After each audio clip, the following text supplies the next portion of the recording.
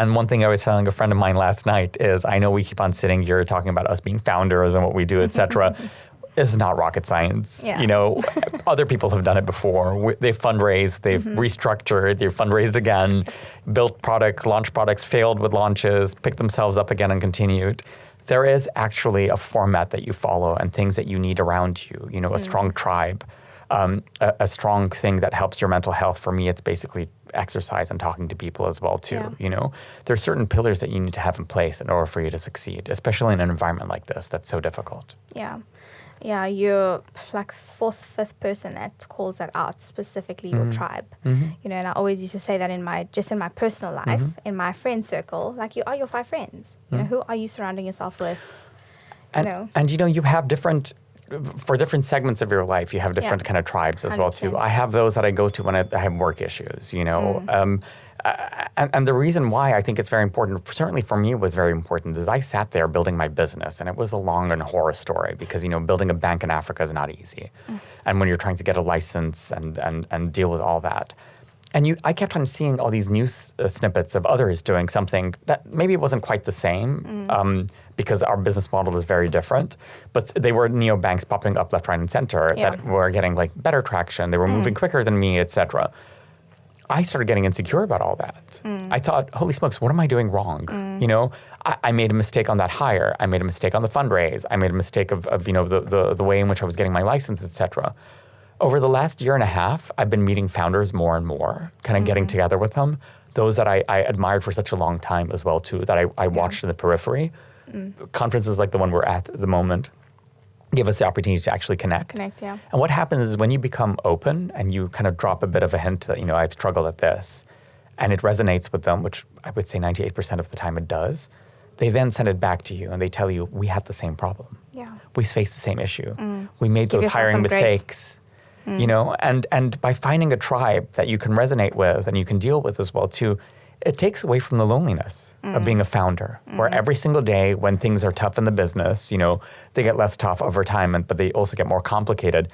You're going into the office with a big smile on your face saying, yes, absolutely, I will make payroll. You know, you're dying. everyone's going to be okay. It's lonely, you know, it's really, really lonely. So having people around you that you can share those experiences with, it takes away that loneliness and it helps you understand that you need to trust the process. Because it has been done before. There is a format that you follow as well too. And stay true to what you believe in. And it's also like a realignment of expectations, right? Because I think you, like when and I'm a lot newer in this journey, you know, than you are. But I certainly thought, oh my gosh, like I got this shit on lock. You know, this person's going to help me and I'm going to do this and they're going to come through for me. And like, you know, it's all going to be a bliss, man. And you realize, and several founders have repeated this to me, is that the people that you think are going to actually be there to help you are unlikely to do that. Absolutely. And it's those who you least expect to pull through for you and open doors and facilitate introductions and open up opportunities and like really try to drive that progress forward. And that's been, even in my short, you know, period and journey so far, it's been mind-blowing, but eye-opening in terms of, okay, well, change your expectations or lose them completely because, you know, you're building something, it's one step at a time, you're building the plane while it's flying in the air, you know, that word agility and flexibility and being nimble, like, here's where it comes into play. You know, it's no longer a buzzword you use in a sales pitch. Now it's like, it's real shit that you have to deal with, and I love that. You know, as much as it hurts and it's very stressful, very scary, and gives me lots of anxiety, it's the real world of the part of the market that my intention is to represent, you know. Have you experienced that? What's been your journey? Absolutely, and it's so funny. And I'm just going to give you bits of anecdotes from my circle. The first thing I wanted to say is, like, I'm just managing those expectations. So there's so many people that I've helped. You know, you can facilitate introductions too. And then things might happen out of that introduction, and then years go by, you don't know anything, so there's no kind of follow-on. And then you find out, you know, either in a press release or whatever, that something fantastic happened and that person never thanked you. I know that sounds strange, but I've had that many times before because, we're all well connected and it's a small world. Everyone kind of knows one 100%. Another. And if I like you, if I trust you, if I believe in what you're doing and you ask me for help, it is my obligation as an African that's supporting another African, 100%. Yeah. Because we win in this together, right? Exactly. We're growing the pie. There's none of that scarcity mentality.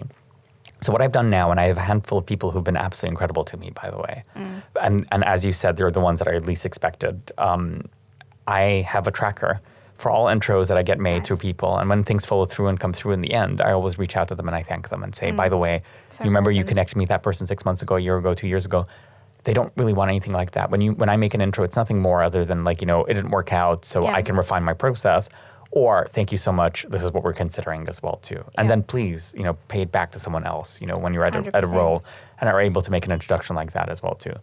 If you enjoyed this discussion, feel free to like our video and subscribe to our channel for more insightful conversations with founders and fintech pioneers. I also really like hearing from you guys, so if you have any questions, comments, or experiences, drop them in the comments below. Click here to watch the full episode, or click here to watch another